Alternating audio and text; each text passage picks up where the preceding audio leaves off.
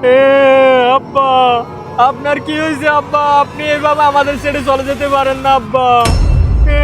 কি হয়েছে আপনার? কথা বলেন না।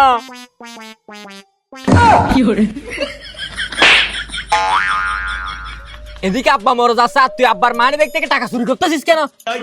চুরি করতেছি না তো, দেখতেছিলাম আব্বা মরে যাওয়ার আগে আমাদের জন্য কত টাকা রেখে যাচ্ছে। ও মরে যাচ্ছে না, হ্যাঁ, কি করবো তাইলে? কি করবি মানে? তুইও আমার মতো কান্না কর। আরে বেটা, তোর চেয়ে বেশি কান্না পারে আমি, দেখবি তুই। আব্বা, আব্বা কি হয়েছে আপনার? মা পারি গো পাই। হয়েছে, তোর আর কান্না করতে হবে না। তুই তো আব্বা মারা যাওয়ার আগে তুই নিজে মেরে ফেলতেছিস। ডাক্তার আসতেছে, যা ডাক্তারে নিয়ে আয়। আচ্ছা ভাই।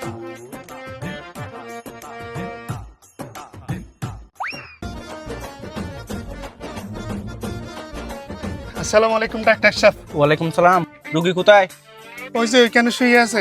তো ব্যাগটা ধরো, তাড়াতাড়ি আসো। আব্বা কথা বলেন না, আপনি কথা বলেছেন না কেন? এই যে ডাক্তার সাহেব আসছে। ও আছে, একটু সরো তো, সরো সরো। তুমি বসেন, দেখেন তো আমার আব্বা কথা বলতেছে না।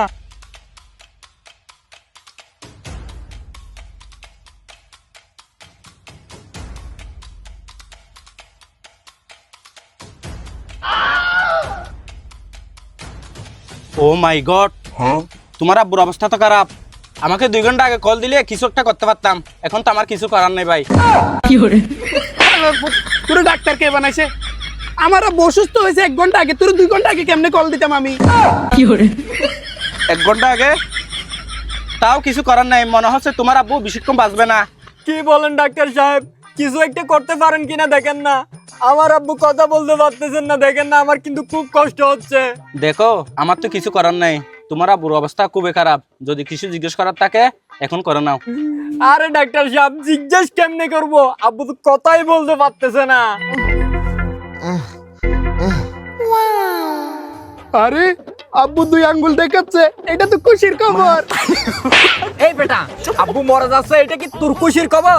আরে মরে যাচ্ছে এটা খুশির খবর না, এই যে 2 আঙ্গুল দেখাচ্ছে এটাই তো খুশির খবর। তোর মনে নাই এক মাস আগে উত্তরপাড়া জুনাইতের আব্বু মারা যাওয়ার আগে 1 আঙ্গুল দেখাইছিল, তারপরে কি হয়েছিল? কি হয়েছিল? আমার মনে হচ্ছে তোমার আব্বু বেশিক্ষণ বাঁচবে না।